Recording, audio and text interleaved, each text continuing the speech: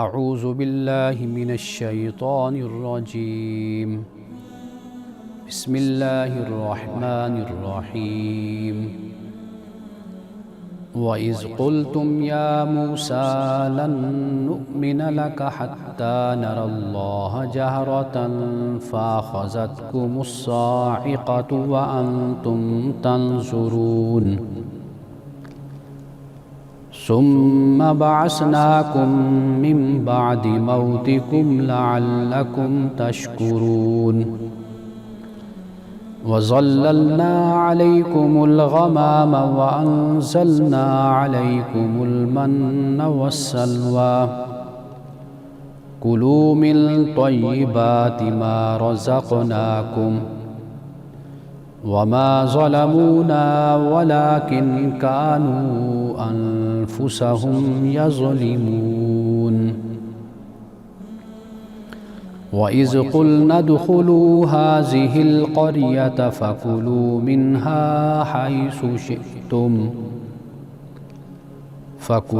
مِنْهَا حَيْثُ شِئْتُمْ رَغَدًا وَادْخُلُوا الْبَابَ سُجَّدًا وَقُولُوا حِطَّةٌ نَغْفِرْ لَكُمْ خَطَايَاكُمْ وَسَنَزِيدُ الْمُحْسِنِينَ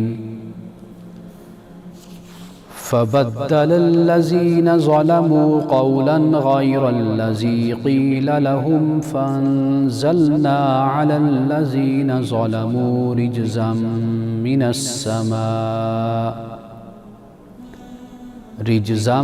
مِّنَ السَّمَاءِ بِمَا كَانُوا يَفْسُقُونَ صدق اللہ العظیم۔ پروگرام الکلام میں آپ تمام دیکھنے والوں کو خوش آمدید۔ ناظرین کرام، تلاوت کردہ آیات کا ترجمہ آپ سماعت فرمائیں، پھر اس کے بعد ہم اس کی تفسیر اور تفصیل بیان کریں گے۔ اور جب تم نے کہا اے موسیٰ ہرگز ہم تیری بات نہیں مانیں گے یا تجھ پر ایمان نہیں لائیں گے یہاں تک کہ ہم اللہ کو کھلم کھلا دیکھیں، بس تمہیں زلزلے نے یا کڑک نے آ لیا اور تم دیکھ رہے تھے، پھر ہم نے تمہیں اٹھایا تمہاری موت کے بعد تاکہ تم شکر کرو، اور ہم نے تم پر بادلوں کا سایہ کیا اور من و سلوہ تم پر اتارا، کھاؤ طیبات سے جو ہم نے تمہیں دیا، اور انہوں نے ہم پہ ظلم نہیں کیا لیکن وہ خود اپنے اوپر ظلم کرتے تھے۔ اور جب ہم نے کہا کہ اس بستی میں داخل ہو جاؤ، کھاؤ اس بستی سے جہاں تم چاہو بافراغت، اور سجدہ کرتے ہوئے دروازے سے داخل ہو جاؤ، اور کہو حطہ، تو ہم تمہاری خطاؤں کو معاف کر دیں گے، اور ہم احسان کرنے والوں کو زیادہ دیتے ہیں۔ تو بدل دیا بات کو ان لوگوں نے جنہوں نے ظلم کیا دوسری بات سے، تو ہم نے ان لوگوں پر جنہوں نے ظلم کیا ان کی نافرمانی کے سبب آسمان سے عذاب اتارا۔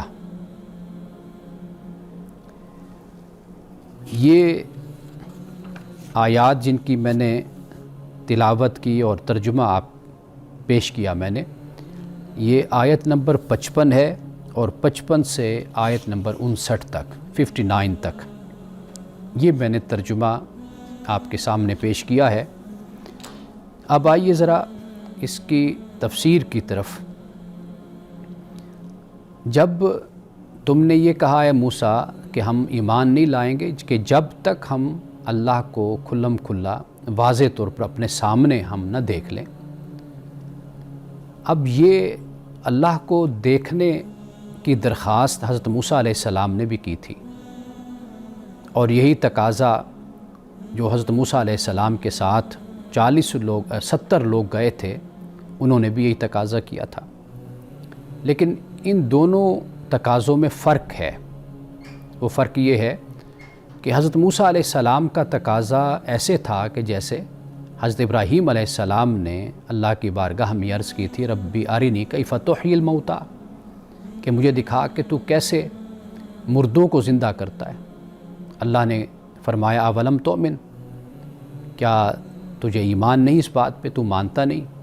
اولم تؤمن قال بلا ولکن لیطمئن قلبی، کہا کیوں نہیں، لیکن میں دل کا اطمینان چاہتا ہوں۔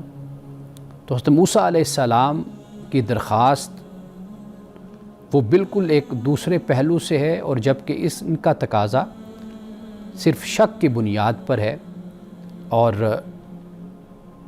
اپنے اس کردار اور اس رویے کی بنیاد پر ہے کہ جس میں ماننا نہیں ہے اور جس میں تعویل ہے، ضد ہے، سرکشی ہے اور شکوک و شبہات کو پیدا کرنا مقصود ہے۔ تو قرآن مجید اس بات کو بیان کرتا ہے کہ حضرت موسیٰ علیہ السلام نے اللہ کی بارگاہ میں یہ درخواست کی وَلَمَّا جَاءَ مُوسَىٰ لِمِيقَاتِنَا، کہ جب موسیٰ اپنے مقررہ وقت پر آ گئے، وَكَلَّمَهُ رَبُّهُ، تو اللہ نے موسیٰ سے کلام کیا، قال ربی ارنی انظر الیک، تو انہوں نے عرض کیا مولا کہ مجھے دکھا، میں تجھے دیکھنا چاہتا ہوں۔ تو اللہ نے فرمایا لن ترانی، تو نہیں مجھے دیکھ پائے گا، ولیکن انظر الی الجبل فإن استقر مکانہ فسوف ترانی، کہا کہ تو پہاڑ کی طرف دیکھ، اگر وہ اپنی جگہ پہ قائم رہا تو پھر تو مجھے دیکھ پائے گا۔ فلما تجلی ربہ للجبل جعلہ دکا وخر موسیٰ صاعقا، کہ جب اللہ سبحانہ وتعالیٰ نے پہاڑ پہ اپنی تجلی ڈالی تو وہ ریزہ ریزہ ہو گیا، پاش پاش ہو گیا۔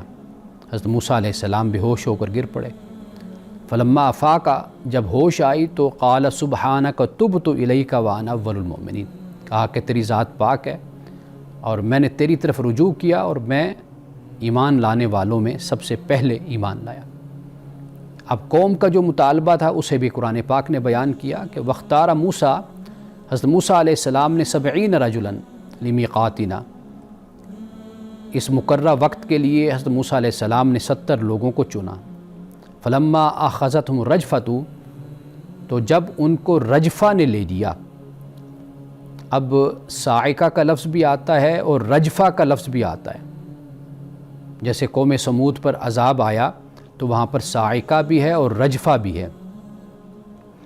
صاعقہ ہولناک آواز کو کہتے ہیں اور رجفہ زلزلے کو کہتے ہیں۔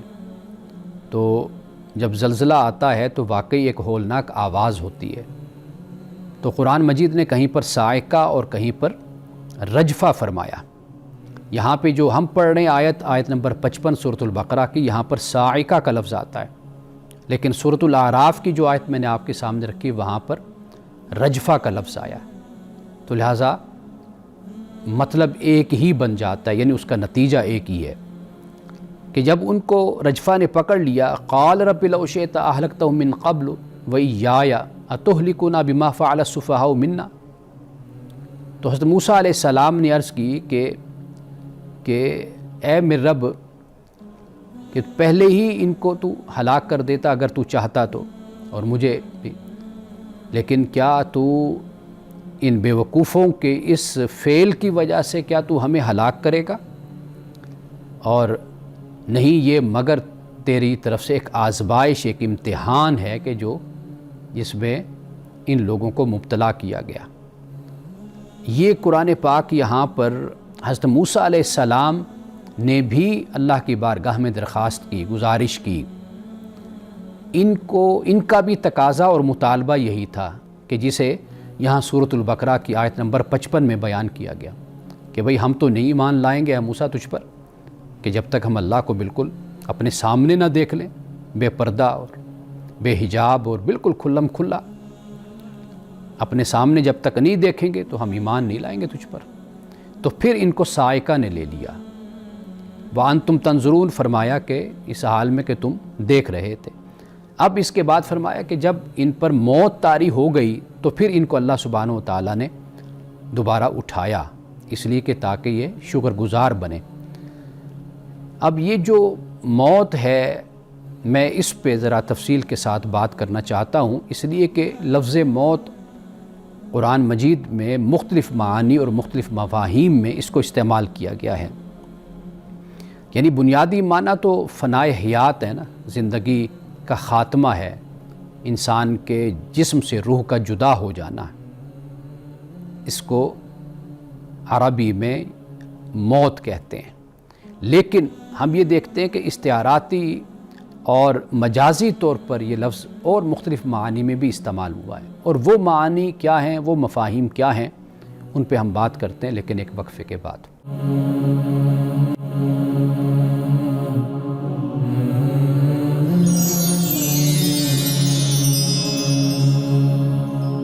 وقفے پہ جانے سے پہلے ہم بات یہ کر رہے تھے کہ سورۃ البقرہ کی آیت نمبر 56 میں اللہ سبحانہ و تعالیٰ نے یہ فرمایا کہ پھر ہم نے تم کو تمہاری موت کے بعد ہم نے اٹھایا۔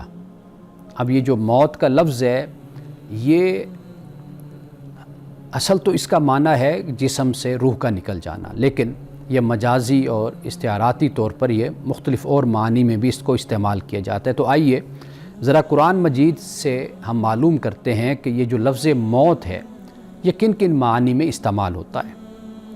ایک تو یہ جو بڑھنے کی قوت ہے، جسے قوت نامیہ کہا جاتا ہے، یہ جو قوت ہے بڑھنے کی، یہ اگر رک جاتی ہے تو اس کو بھی موت کہتے ہیں۔ جیسے مثال کے طور پر دیکھیے سورۃ الحدید میں فرمایا اعلموا ان اللہ یحیی الارض بعد موتہا، جان لو بے شک اللہ زمین کو زندہ کرتا ہے اس کے مرنے کے بعد۔ تحقیق ہم نے اپنی آیات کو کھول کر بیان کر دیا تاکہ تم عقل کرو، تم سمجھو۔ اب یہ آیت اس مقام پر ہے کہ جس کے آگے اور پیچھے اگر دیکھیں تو ایمان کی بات ہوتی ہے، تو گویا کہ معلوم یہ ہوتا ہے کہ ایمان سے، اللہ کی وحی سے مردہ دل زندہ ہو جاتے ہیں۔ تو یہاں قرآن مجید نے زمین کی زندگی کی بات کی اس کے مرنے کے بعد، یعنی اس زمین میں طاقت نہیں نمو کی، پیداوار نکالنے کی، لیکن پھر اس کے بعد جب بارش ہوتی ہے، برستی ہے، تو پھر اس کے اندر یہ طاقت پیدا ہو جاتی ہے۔ تو یہ موت کا ایک مطلب تو یہ ہو گیا۔ دوسرا مطلب یہ ہوتا ہے کہ جو قوت حسی ہے، محسوس کرنے کی قوت ہے، یہ ختم ہو جائے۔ اسے بھی قرآن پاک نے یا لیتنی مت قبل ھذا، اس میں جو متو کا لفظ ہے کہ کاش میں اس سے پہلے یعنی بے حس ہو جاتی اور میری یہ جو حس ہے، احساس ہے، یہ ختم ہو جاتا۔ اسی طرح جو قوت عقلی ہے انسان کی، یعنی جسے ہم کہتے ہیں کہ جیسے جہالت میں مبتلا ہو جانا، عقل کا زائل ہو جانا، اس کو بھی قرآن پاک نے کہا کہ اومن کان میتن فاحییناہ وجعلنا لہ نورا یمشی بہ فی الناس کمن مثلہ فی الظلمات لیس بخارج منہا۔ یعنی ایک شخص وہ ہے کہ وہ مردہ تھا، تو اللہ کہتا ہے ہم نے پھر اس کو زندہ کر دیا اور ہم نے اس کو اپنا نور دیا، اور وہ لوگوں میں پھر چلتا پھرتا ہے اس نور کے ساتھ۔ اور اس کے مقابل میں ایک شخص وہ ہے کہ جو اندھیروں میں رہتا ہے لیکن وہ ان اندھیروں سے نکلنا نہیں چاہتا۔ اب یہاں پر جو میتن کا لفظ استعمال کیا تو یہ اس کے لیے استعمال کیا کہ جو قوت عقلی جس کی نہ رہی، عقل کا استعمال، یعنی جہالت میں جو چلا گیا، ڈوب گیا۔ اور اسی طرح وہ غم، وہ دکھ جو انسان کی زندگی کو منتشر کر دیتا ہے، اس کے لیے بھی موت کا لفظ قرآن پاک نے استعمال کیا ہے۔ یعنی فرمایا یتجرعہ ولا یکاد یسیغہ ویاتیہ الموت من کل مکان وما هو بمیت ومن ورائہ عذاب غلیظ۔ فرمایا کہ یہ جو جہنمی ہیں، ان کو جو پینے کے لیے دیا جائے گا، تو فرمایا اس کی حالت کیا ہوگی کہ وہ اسے گھونٹ گھونٹ پینے کی کوشش کرے گا اور اس کو حلق سے اتار نہیں سکے گا، کوشش کرے گا۔ آخر گرمی، آگ، پیاس تو ہوگی، لیکن جب پینے کے لیے وہ دیا جائے گا، وہ گند جو بھی غلاظت، اب وہ صورت کیا ہوگی؟ وہ صورت یہ ہوگی کہ وہ حلق سے نیچے نہیں اترے گا۔ اور پھر آگے فرمایا اور موت اس پر ہر جانب سے پل پڑے گی۔ اب یہاں پر موت سے کیا ہے؟ یعنی غم جو زندگی کو منتشر کر دیتا ہے، وہ غم ان کو اپنے گھیرے میں لے لے گا، ان پر غالب آ جائے گا، اور وہ مرنے والا بھی نہیں بنے گا، یعنی نہ زندگی نہ موت، کوئی حالت نہیں ہوگی۔ تو یہ جو غم، یہ جو دکھ ہے، اس کو بھی قرآن مجید نے موت کہا ہے، اور یہ نیند کو بھی قرآن نے موت کہا۔ اس لیے جب ہم رسول اللہ صلی اللہ علیہ وسلم کی دعاؤں کو پڑھتے ہیں تو اس میں ایک دعا ہے کہ جب آپ نیند سے بیدار ہوتے تو آپ دعا کرتے الحمدللہ الذی احیانا بعد ما اماتنا والیہ النشور، تمام تعریف اللہ کے لیے کہ جس نے مجھے زندگی دی میری موت کے بعد، یعنی نیند کے بعد جس نے مجھے اٹھایا، مجھے زندگی دی، اور اسی کی طرف ہی ہم نے لوٹنا ہے، جمع ہونا ہے، اسی کی طرف ہمارا نشر ہے۔ اب یہاں پر نیند کو یعنی موت کہا گیا، اس لیے جو نوم ہے، عربی زبان میں نوم کہتے ہیں نیند کو، تو اس کو موت خفیف کہا گیا ہے، یعنی ہلکی موت، اور وہ جو موت ہے حقیقتاً اس کو نوم ثقیل کہا گیا، یعنی بھاری نیند ہے وہ۔ اور اسی طرح جب ہم دیکھتے ہیں تو جیسے میں نے شروع میں بیان کیا کہ روح کا جسم سے علیحدہ ہو جانا وہ کیا ہے؟ کل نفس ذائقۃ الموت، فرمایا کہ ہر نفس نے، ہر جان موت کا ذائقہ چکھنے والی ہے، یعنی موت کی تلوار ہر انسان کے سر پر، ہر جان کے سر پر لٹک رہی ہے، کسی وقت بھی موت آ سکتی ہے۔ یہ جو ذائقہ کا لفظ ہے تو اس کا ترجمہ میں ہمیشہ یہی کیا کرتا ہوں کہ یہ اس میں ایک بڑا اہم میسیج ہے اس میں کہ موت کی تلوار سر پر لٹک رہی ہے، کسی وقت بھی موت آ سکتی ہے۔ اور اسی طرح عدم یعنی وجود سے پہلے کی جو حالت ہے انسان کی، قرآن مجید نے اس کو بھی بیان کیا اور موت کہا، اس کو کہا کیف تکفرون باللہ وکنتم امواتا، کہ کیسے تم اللہ کا انکار کرتے ہو حالانکہ تم عدم میں تھے، معدوم تھے، وکنتم امواتا فاحیاکم، پھر اس نے تمہیں زندہ کیا، ثم یمیتکم، پھر وہ تمہیں مارے گا۔ اب وہ جو پہلے موت کا لفظ آیا وہ ہے عدم، یعنی وجود سے پہلے کی حالت، اور جو اس کے بعد پھر فرمائے ثم یمیتکم، تو وہاں پر موت سے مراد ہے وہ موت کے جو جسم سے روح کا نکل جانا ہے۔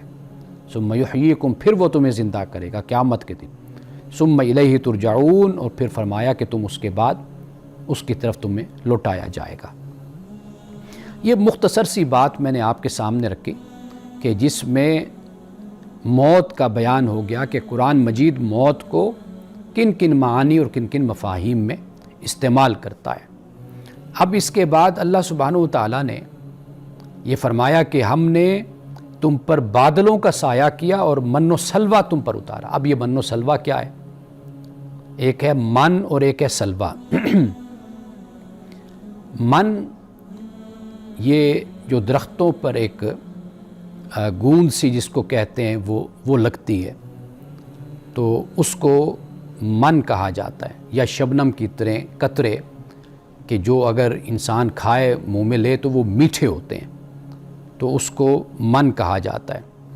اللہ سبحانہ و تعالیٰ نے یہ بنی اسرائیل پر اس کو بطور رزق اس کو اتارا، اور امام رازی نے اس کے حوالے سے لکھا ہے کہ یہ ایک آسمانی رزق تھا جس میں نہ محنت اور نہ زحمت، خود بخود یہ مل جاتا تھا، یعنی آسمان کی طرف سے یہ آتا تھا، اور جیسے درخت ہیں اور گھاس ہے وہ ایک اس طرح اس کی صورت ہوتی تھی جیسے شبنم ہوتی ہے، اور وہ قطرے موتیوں کی طرح، تو وہ بطور رزق اللہ سبحانہ و تعالیٰ نے بنی اسرائیل کو عطا کیا۔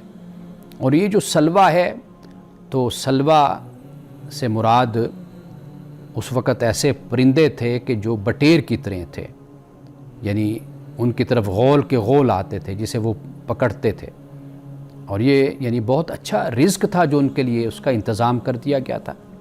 اور من کا جو لفظ ہے اس کو بھی ذرا سمجھ لیجئے کہ من جیسے ایک وزن ہوتا ہے جسے ہم من کہتے ہیں، ایک من، ایک ٹن، تو یہ جو من ہے چونکہ یہ وزن ہے، وزنی ہے، تو لہٰذا یہ ایک بڑا احسان، بڑی نیکی کو من کہا جاتا ہے۔ تو اللہ سبحانہ و تعالیٰ نے بنی اسرائیل پر یہ بڑا احسان کیا کہ ایک اللہ نے ان کے لیے رزق کا اللہ سبحانہ و تعالیٰ نے اہتمام کیا۔ تو لہٰذا من میں یہ مفہوم بھی پوشیدہ ہے کہ یہ جیسے امام غزالی نے کہا، امام رازی نے کہا کہ بغیر کسی زحمت کے اور بغیر محنت کے یہ ان کو عطا کر دیا جاتا تھا۔ جیسے آج بھی اگر آپ دیکھیے تو یہ چیز میسر ہوتی ہے، بہت سے درختوں پر یہ لگتی ہے، تو اس کا استعمال اس وقت ہوتا تھا، ممکن ہے کہ اس کی کوئی اور صورت ہو، لیکن بہرحال یہ اللہ نے ان کے لیے اس کا اہتمام کیا۔ اور اسی طرح بٹیر کی جسامت جیسے پرندے، وہ بھی اللہ سبحانہ و تعالیٰ نے جس کو سلوا کہا، وہ بھی اللہ تعالیٰ نے ان کے لیے اہتمام کیا۔ اور فرمایا کھاؤ طیبات سے جو ہم نے تم کو دیا۔ طیبات سے مراد یعنی یہ چیزیں ہیں جو فریش تم کو ملتی ہیں، تازہ ملتی ہیں، ان کو تم کھاؤ۔ یہ انسان کی ایک عادت ہے کہ وہ چیزوں کو سٹور کرنے کی کوشش کرتا ہے، اپنی لالچ اور حرص اور طمع کی وجہ سے جوڑتا ہے اپنی چیزوں کو۔ ہم نے لوگوں کو دیکھا ہے کہ صرف یہ نہیں کہ وہ سونا چاندی یا مال اور دولت جمع کرتے ہیں، وہ کھانا بھی جمع کرتے ہیں اور کسی کو دینے سے گریز کرتے ہیں، بخل کرتے ہیں، نہیں دیتے۔ ان کا خیال یہ ہوتا ہے کہ یہ ہمارے کام آتا رہے گا، لیکن پھر وہ کیا ہوتا ہے، وہ باسی ہو جاتا ہے کھانا۔ تو لہٰذا یہاں پر اللہ سبحانہ و تعالیٰ نے ان سے یہی کہا کہ بھئی تازہ جو ہے وہ ہم نے جو تم کو دیا اس میں سے تم کھاؤ۔ اور یہ بھی فرما دیا، اور ایک بہت ہی اہم قانون یہاں پر بیان کر دیا گیا، اور وہ کیا ہے؟ فرمایا کہ انہوں نے ہم پہ ظلم نہیں کیا، لیکن یہ خود اپنے اوپر ظلم کرتے تھے۔ یعنی یہ جو ایک وہم اگر کسی کے ذہن میں، دماغ میں ہے کہ میں کسی اور کا نقصان کرتا ہوں برائی سے، تو فرمایا اللہ نے کہ بھئی وہ ہمارا کوئی نقصان نہیں کیا، ہم پر کوئی ظلم نہیں کیا، لیکن یہ جو بدعمالیاں ہیں، بدافعالیاں ہیں، یہ جو نافرمانیاں، اس کا نقصان خود انسان کے اپنی ذات کو ہوتا ہے۔ یعنی آپ جسے کہتے ہیں کہ ایک فساد ہوتا ہے جسے فساد حقیقی کہتے ہیں، ایک فساد ہوتا ہے فساد حکمی۔ جو حقیقی ہے، ظاہری ہے، وہ آپ کو مجھے نظر آتا ہے، کسی کو گولی مار دینا، کسی کی جان لے لینا، یہ ہمیں نظر آتا ہے۔ لیکن جو فساد حکمی ہوتا ہے، یعنی کوئی زنا کرتا ہے، کوئی شراب پیتا ہے، اب کوئی کہے گا کہ اس گناہ اس سے کیا ہوتا ہے بھلا بھائی؟ کیا میں کسی کی جان لے رہا ہوں یا میں کسی کو مار رہا ہوں؟ کرپشن کوئی کر لیتا ہے، وہ کہے اس سے کیا ہوتا ہے؟ 2-4 پیسے ہی میں کما لیتا ہوں، میں کون سا کسی کی جان لے رہا ہوں؟ نہیں، اس سے اتنا بڑا نقصان ہوتا ہے کہ جو نظر نہیں آتا کسی کی جان لینے کی طرح، مارنے کی طرح، لیکن انسان کی اپنی ذات کو بڑا نقصان ہوتا ہے، اس سے معاشرے اور سماج کو بڑا نقصان ہوتا ہے۔ تو اس لیے کوئی فساد حقیقی یعنی ظاہری ہوتا ہے، کوئی فساد حکمی ہوتا ہے، معنوی ہوتا ہے۔ تو لہٰذا اللہ سبحانہ و تعالیٰ نے یہاں پہ یہ فرمایا کہ انہوں نے ہم پہ ظلم نہیں کیا، اپنے اوپر ظلم کرتے تھے، حرص اور طمع اور لالچ اور شرک اور بدعت اور ظلم اور زیادتی۔ تو اس سے کیا ہوا؟ اپنا ہی نقصان کیا۔ تو اس کے بعد انشاءاللہ ہم گفتگو جاری رکھتے ہیں، لیکن اس وقفے کے بعد آپ کے سوالات پہ ہم بات کریں گے۔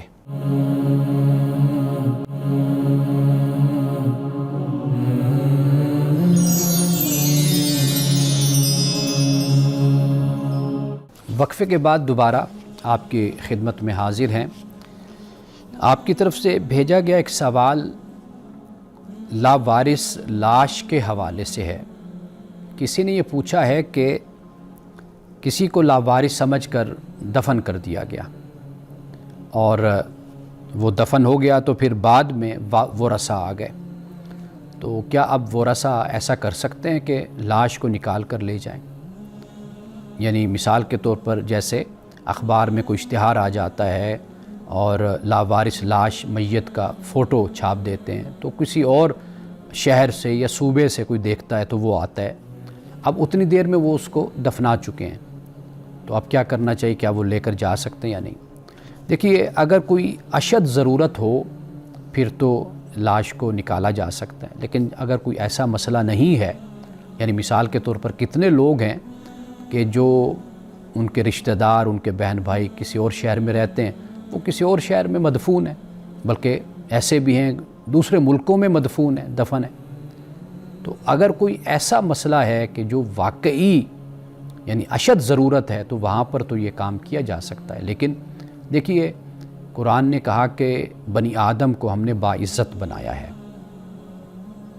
اور رسول اللہ صلی اللہ علیہ وسلم نے فرمایا کہ جس طرح انسان، زندہ انسان کی ہڈی ٹوٹتی ہے نا، یہ جس طرح گناہ ہے توڑنا، اسی طرح مردہ اس کی ہڈی کو توڑنا، تو فرمایا کہ یہ بھی گناہ ہے۔ یعنی چونکہ عرب کے معاشرے میں اس وقت مصلح کر دیا جاتا تھا، لاشوں کا چہرے بگاڑ دیے جاتے تھے اور ہڈیاں توڑ دی جاتی تھی، بڑی اذیت اور تکلیف دی جاتی تھی صرف بدلہ لینے کے لیے اپنے دشمن سے، تو وہ مصلح کی صورت تھی، دشمنی اور عداوت اور بغض اور توہین، بنیادی بات توہین، تو اس لیے منع کیا۔ تو لہٰذا انسان کی ایک عزت ہے، اس کی توقیر ہے، اس کی تکریم ہے، تو اس کا خیال رکھا جانا یہ ضروری ہے۔ تو اگر ایسا مسئلہ نہیں ہے تو پھر جہاں پہ وہ مدفون ہے اسی جگہ پر ہی اسے دفن چھوڑ دینا چاہیے، وہ وہیں پر ہی مدفون رہے۔ تو یہ ایک مسئلہ کسی صاحب نے بھیجا اور یہ مسئلہ ان کے بھائی کے حوالے سے تھا، تو یہ اس کی میں نے وضاحت کر دی۔ ایک اور سوال جو میرے پاس ہے وہ یہ ہے کہ ایک والد نے یا والدہ ہیں، انہوں نے ایک سوال بھیجا ہے کہ بچہ ان سے جو بیٹا ہے ان کا وہ زبان درازی کرتا ہے، اب والدین کو کیا کرنا چاہیے کہ وہ خاموش رہیں یا جواب دیں، کیا صورت اختیار کریں؟ دیکھیے، سب سے پہلے تو جو زبان درازی ہوتی ہے اس پہ غور کر لینا چاہیے، اس لیے کہ یہ کئی مرتبہ احساس محرومی، خود اعتمادی کی کمی یا کسی دباؤ کا نتیجہ ہوتی ہے۔ یعنی بیٹا ہے، اس کی شادی ہو گئی، اس کا روزگار نہیں ہے اور وہ گھر کا خرچہ نہیں چلا پا رہا، پھر والدین کی خدمت بھی اس کے ذمے ہے، اور ایسے بہت سے مسائل ہوتے ہیں، معاشی تنگ دستی ہوتی ہے، تو جس کی وجہ سے وہ بعض اوقات اپنے والدین کے ساتھ بدتمیزی کر بیٹھتا ہے۔ تو ایک تو یہ بات ہے کہ زبان درازی کئی مرتبہ احساس محرومی کا نتیجہ بھی ہوتی ہے، خود اعتمادی کی کمی ہوتی ہے یا کوئی دباؤ ہوتا ہے جس کی وجہ سے بچہ اس طرح اپنے ماں باپ کے ساتھ بولتا ہے۔ اور پھر یہ بھی دیکھنا چاہیے کہ والدین یا ماں یا باپ رد عمل دینے کے بجائے وہ جو اصل درد ہے نا، اصل مسئلہ ہے، اس کو پہچاننے کی کوشش کریں اور پھر تجزیہ کریں، انالیسس کریں، سمجھیں کہ آخر بیٹا اگر ایسے کر رہا ہے تو اس کی وجہ کیا ہے۔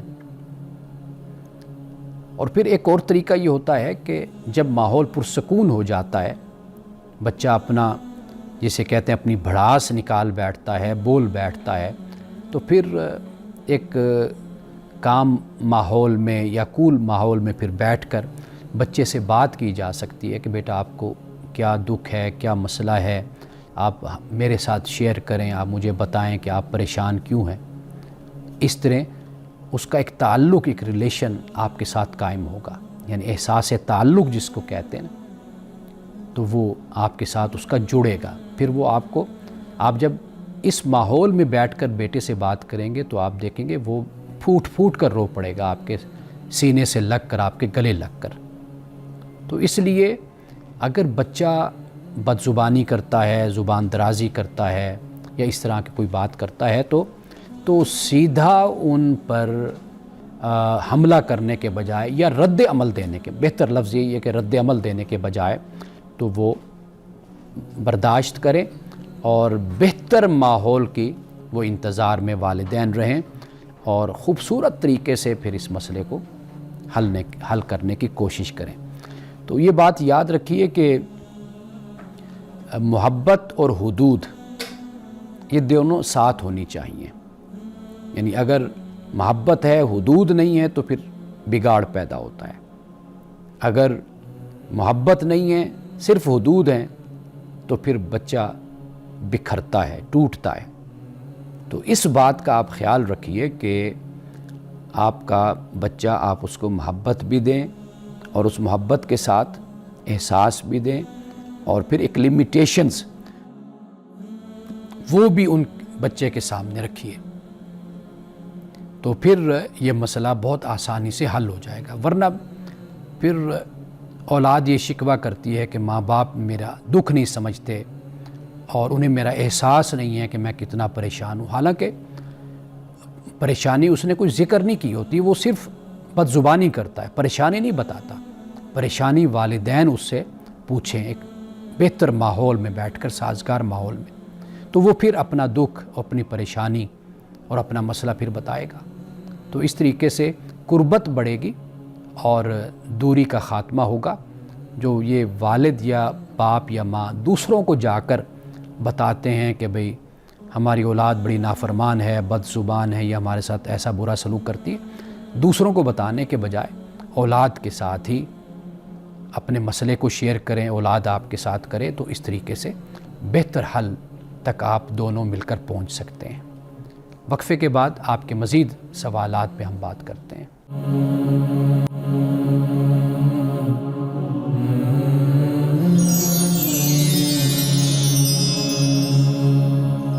اب ایک اور سوال، یہ بھی کسی ماں کی طرف سے ہے، اور سوال کا آغاز وہ اس طرح کرتی ہیں کہ مولانا صاحب، ہمارا بیٹا 5 وقت نماز پڑھتا تھا، اب کہتا ہے میرا دل نہیں کرتا، ہمیں کیا کرنا چاہیے؟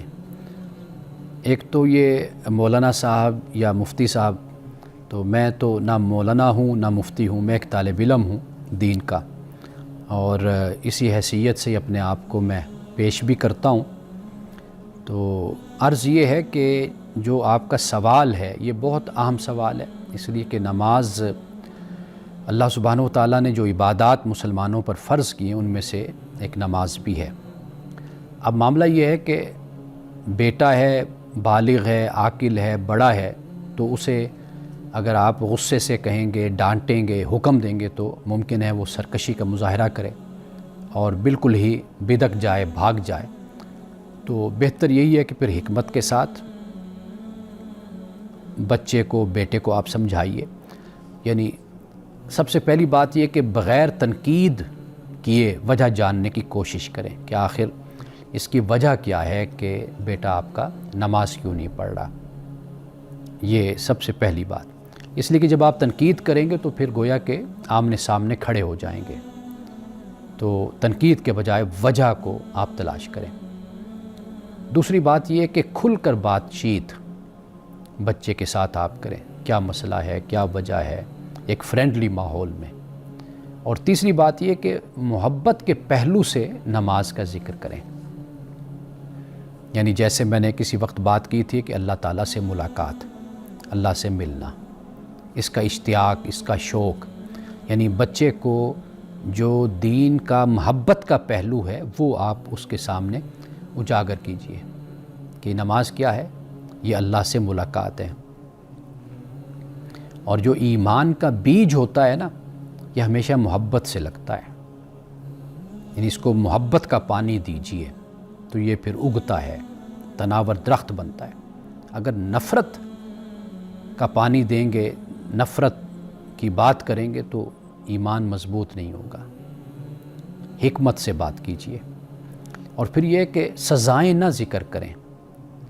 ایک بڑی خوبصورت بات میں نے پڑھی تھی کہ کسی نے کہا کہ بھئی آپ یہ نہ کہیے کہ بھئی نماز نہیں پڑھو گے تو یہ سزا ہوگی، تو آپ بلکہ یہ کہیں کہ آؤ ہم نماز پڑھنے چلیں تاکہ ہم جنت میں بھی اکٹھے ہوں، ہماری دوستی اسی طرح جنت میں بھی قائم رہے۔ تو یہ ایک خوبصورت انداز ہے، کوئی بھی آپ ایسا انداز اختیار کر لیجئے، لیکن پیار سے، محبت سے دین کی طرف لائیے۔ جہاں دہشت ہو نا، خوف، وحشت، ڈر، تو وہاں پر پھر سر جھکتے ہیں، دل نہیں جھکتے۔ ڈر کے مارے، خوف کی وجہ سے لوگ چپ ہو جائیں گے، بات نہیں کریں گے، لیکن جہاں پر ان کو موقع ملے گا، ماحول ملے گا، وہ ضرور پھر خلاف بولیں گے۔ تو لہٰذا دین سے محبت یہ لوگوں کے اندر آپ پیدا کیجئے۔ یہ خاص طور پہ میں ماں سے یہ کہہ رہا ہوں، اس لیے کہ ماؤں کو زیادہ فکر ہوتی ہے بچوں کی تعلیم کی بھی، ان کے دین کی بھی، ان کے اخلاق کی بھی، وہ بہت زیادہ اس پریشانی میں۔ یہ الگ بات کہ اپنی صحت بھی خراب کر بیٹھتی ہیں مائیں، اور پھر بچوں کو بھی نعوذ باللہ ان کو بھی کچھ ضدی بنا دیتی ہیں۔ تو حکمت کے ساتھ مائیں خاص طور پر اس پر عمل کریں۔ اور پھر یہ کہ اچھے دوست یہ بنانے کی تلقین کریں کہ آپ اچھے دوست اپنے بنائیں۔ اور والدین کی دعا بڑی کارآمد ہوتی ہے، تو لہٰذا آپ ماں ہیں تو اپنی اولاد کے لیے، اپنے بیٹے کے لیے دعا کریں، اللہ آپ کی دعا کو ضرور سنے گا۔ تو یہ اگر کوئی کارگر نہیں ہو رہا کوئی معاملہ، تو اللہ تعالیٰ سے مصلی بچھا لیجئے تنہائی میں اور رو کر اللہ سے دعا کریں کہ اللہ میرے بیٹے کو ایمان پہ لا اور اس کو نمازی بنا اور اس کو اچھا انسان بنا، تو اللہ آپ کی دعا کو ضرور قبول کرے گا۔ تو آخر میں امام جعفر صادق رضی اللہ تعالیٰ عنہ کا ایک بڑا خوبصورت قول ہے، حکمت کی بات ہے۔ فرماتے ہیں کہ انسان پاؤں کی لغزش سے چوٹ کھا کر ٹھیک ہو جاتا ہے، لیکن زبان کی لغزش کھاتا ہے تو اس کا سر کاٹ دیا جاتا ہے۔ یعنی زبان ایسی چیز ہے کہ اس کا جو زخم بھی کسی کو لگتا ہے وہ مندمل نہیں ہوتا، تلوار کا زخم مندمل ہو جاتا ہے۔ تو لہٰذا آپ زبان یعنی گفتگو، کلام اور بات اپنے منہ سے سوچ سمجھ کر نکالیے۔ یہ عقل مندی کا تقاضا ہوتا ہے کہ پہلے سوچئے پھر بولیے، نہ یہ کہ بول کر پھر بعد میں آپ سوچیں کہ ہائے میں یہ کیا بول بیٹھا، پھر آپ پچھتاتے رہیں۔ تو اس لیے یہ جو الفاظ ہوتے ہیں یہ انسان کو تباہی کے دہانے اور گڑھے میں انسان کو پھینک دیتے ہیں الفاظ۔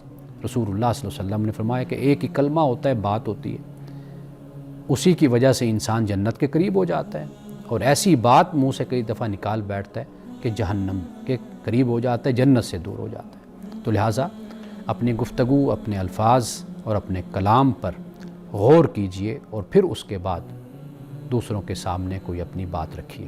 انہی الفاظ کے ساتھ اجازت دیجیے۔ السلام علیکم ورحمۃ اللہ وبرکاتہ۔